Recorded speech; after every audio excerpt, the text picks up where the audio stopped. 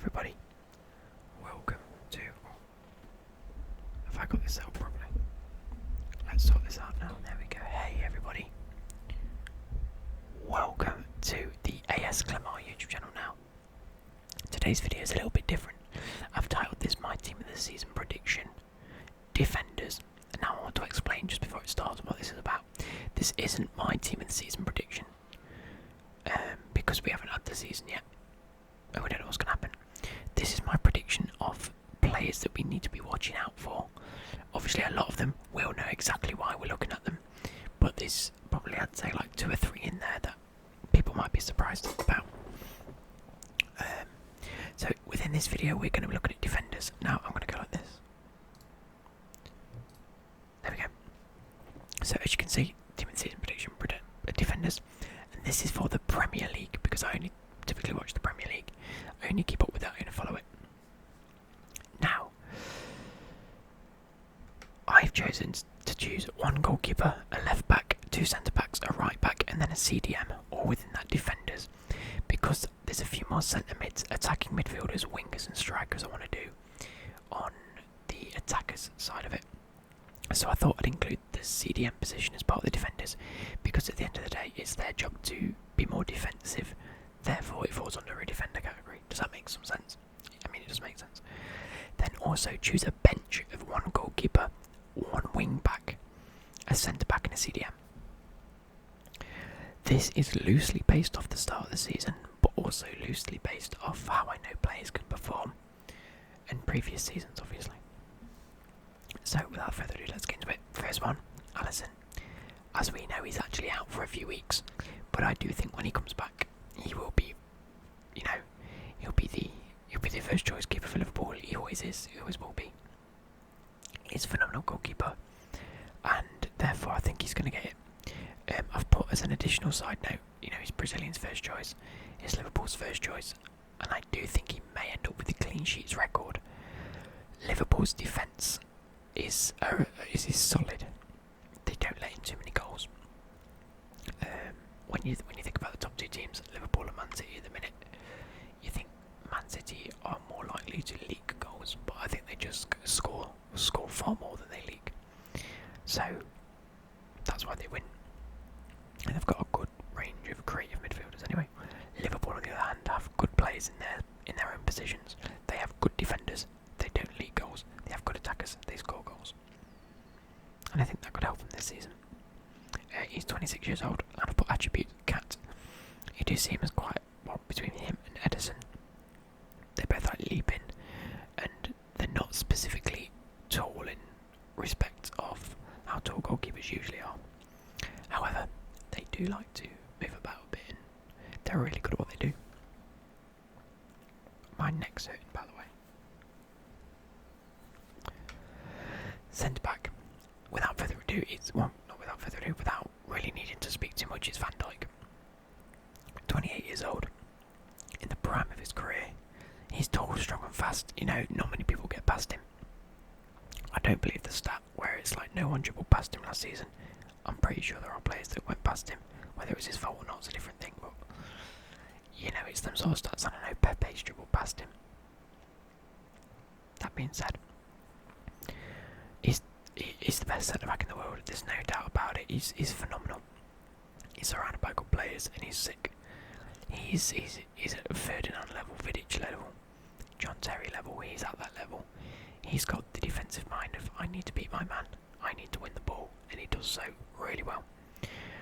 I do think he's going to win the Ballon d'Or if the Ballon d'Or's still, in contention with centre backs. I think it's going to be a tough call, but I do think he's going to get it.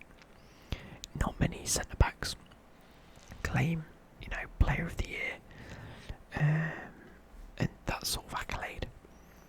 And so specifically, I think he's at that point.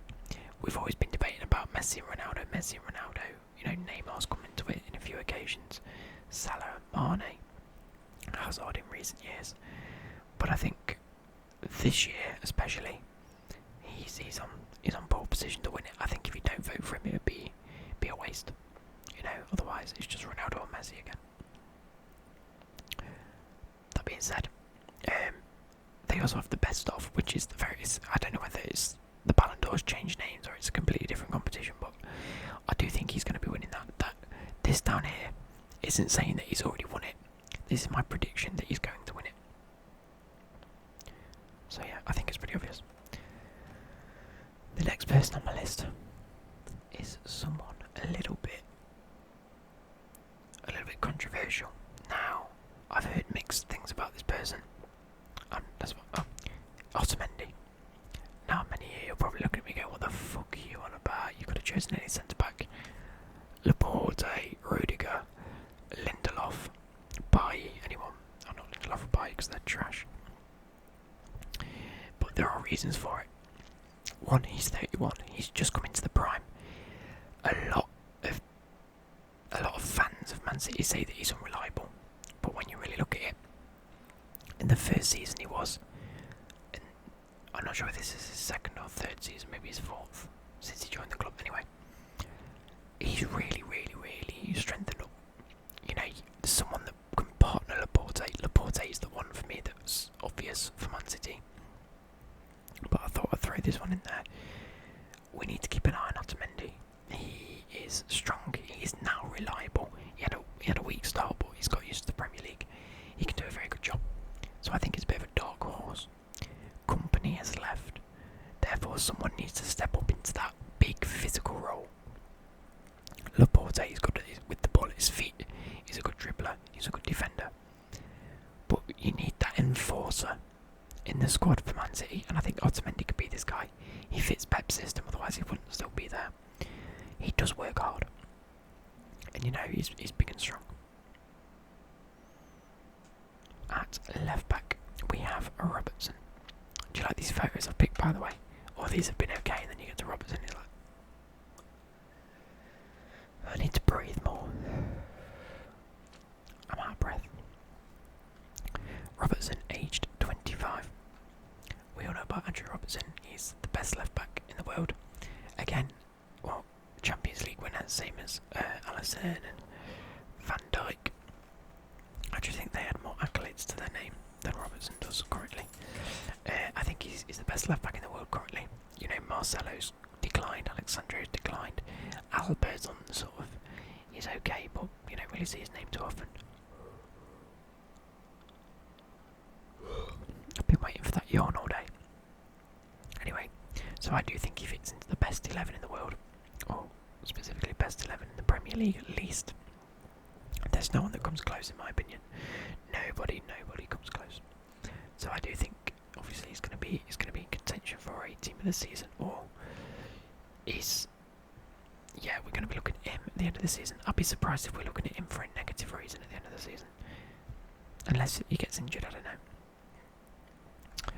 Right back, again, Alexander Arnold. Now, this at the minute, many of you might say is a little bit controversial because he hasn't had the best start. He's been a little bit weak. He's been a little bit unreliable. However, I just think that's like start of the season nerves again. You know, some players it does take a few games to get back into the swing of things. I'll be honest. What is going on with me today? I'm yawning like mad. But yeah, it does take a few players, a few games to get into it. And I just think this is the same thing. You know, you've got Gomez, who is in rough contention for it as well. Gomez might end up starting centre back, but I think the versatility of Gomez means that he won't play very often. He'll just play when he's needed in specific positions. Alexander Arnold is only 20 years old. He's got so many years ahead of him that he doesn't have to play to the best of his abilities now. Well, he does, to be fair. And if he can keep up, he can be one of the best in the world, if not the best in the world. There's actually a few right backs I could have chosen, to be fair. Kyle Walker, Cancelo, now that he's in the league. What other wing backs? Wan-Bissaka, now that he's joined Man United. I could have chosen any of those. However, Wan-Bissaka, not entirely sure who's going to play Man United yet. Hopefully he'll do well. Hopefully he does well. I've still got Millie, by the way. Hopefully he does well, like I'm saying. But at the same time, it's not guaranteed. The likes of Walker and Cancelo, I'm not sure whether that was the perfect move for Pep Guardiola. So between Walker and Cancelo, I'm not sure whether that was the perfect move for Pep Guardiola. I think not only is that going to cause some confliction issues now, you know, they're both going to want equal game time. Kyle Walker's going to want to start and Cancelo's going to want to start. How do you choose which one you want to start unless you start playing Kyle Walker at centre back again? It's a funny system to start playing around with, you know. So I think Alexander Arnold is almost guaranteed to play at that right back spot as long as he plays well. Them two, not so much. It's going to be one or the other. So I think you're going to see a lot more of Alexander Arnold, and therefore, hopefully, see him. You know, the stats are going to be a lot better and more in his favour to win it. Moving on, we have Fernandinho. It's obvious. He's 34, so he is getting towards the end of his career. To be fair, he's coming up to that age where maybe if he'd have peaked a bit sooner, we'll have seen a lot more of him. But he's playing the best he's ever played. He fits Pep's style and is very reliable. He's strong. He's a great passer of the ball, and he just suits the whole system. I don't think there's anything you can say about Fernandinho that isn't good. He does well. He works hard, and that's it. Therefore, I do think that he's gonna creep his way into a Premier League team this season. Yeah. So now we move on to the bench, where we have a goalkeeper, a centre back, a wing back, and another CDM. I think a few of them are obvious. A few of them are. Goalkeeper, Ederson. Literally on the info, I've put similar to Alisson. He's Brazil's number 2 choice. Currently, as Wikipedia put him, he could also be Wikipedia. At the minute, is probably their first choice because Alisson's injured. These two change so quickly, like they flip in between, and they're arguably the 2 best goalkeepers in the world. You've got the likes of Oblak, Ter Stegen, De Gea, Lloris, Neuer to a push. I think he's dropped off a bit though. But both of them playing for 2 rival teams, you can't go wrong. You know, they're both sort of destined, unless De Gea has a phenomenal season, or one of these flops. I can't see it being amazing. You never know, we might see Kepa at the end of the season, we might see Lloris have an amazing season. But at the same time, it could go anyway. I think over the past couple of seasons, he attributes, I've put a cat, because similar to Alisson, he's not the tallest, but he jumps around and he does well. He's got very safe hands. And similar to Alisson, he's really, really, really, really good with the ball at his feet. That's why Pep loves him. He can have the ball at his feet, he can pass it, he can move the ball around. Whilst being a goalkeeper, that's like 2 players in one, basically. So I think that's why we're likely to see him. I have made one bullet point of will struggle with defence. I do think that they will concede the least amount of goals. No, I'm not sure. I'm not sure what I meant by that. I don't think that, between Ederson and Alisson, they're going to concede the least amount of goals. I don't think he'll get the most clean sheets, however. I think Alisson's got a much better defence in front of him to help keep the shots away. Whereas the unlikelihood of, that Laporte-Otamendi link, we're not sure how well that's going to go this season. Pep's already identified that as probably his only weakness. Company's left. You might have friction at right back. Angelino's come back at left back. And Mendy's now going, do I need to play? What's happening? I do think that it's going to be some confliction issues this season. And so I think the defence at Man City may be a little bit riled up. And so I think that could contribute to the fact that Liverpool maybe do a little bit better defensively than Man City this season. Centre back, Laporte. You can't go wrong with him. He has, over the past season, become a leader at Man City. He's arguably their first choice centre back now. He's a Premier League winner. He's a good dribbler and passer of the ball. Again, fitting that Pep Guardiola style. He's reliable and he's very composed on the ball as well. So, obviously, I'd choose him. He's probably their first choice. There isn't a single centre-back I'd choose over Laporte unless he's injured. You've got Otamendi. Who else have they actually got centre-back? John Stones. Ooh, he's another one to look out for. Any of the top 6 centre-backs, really. And now for my 2 next sort of players. This one, again, could have been anyone. I chose a wing-back. It could have been Walker, it could have been Cancelo, it could have been Mendy, it could have been Angelino. Wan-Bissaka because he did well last season. He's joined a better club. What's going to happen? I don't think Wan-Bissaka is going to do that well at Man United now. Now that I've seen the way that he's been set up and he's been playing, I'm not sure whether he fits that or not because they haven't done too well. And so, I've chosen Emerson.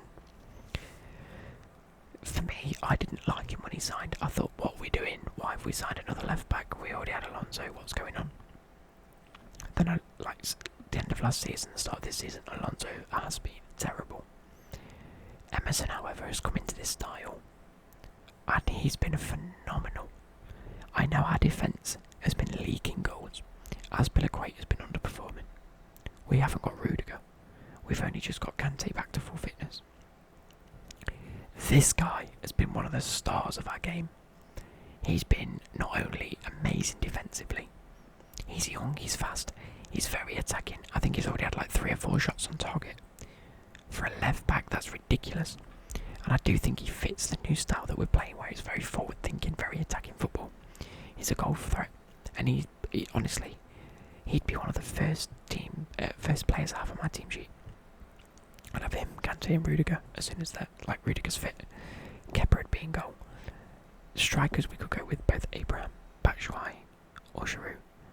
That's hard to choose between. Attacking midfielders, Mount, Barkley, hard to choose from. Left back, Emerson, definitely Emerson, no one but Emerson. So I think he is one to look out for this season. If he continues to play the way he is, I think he can get a team this season.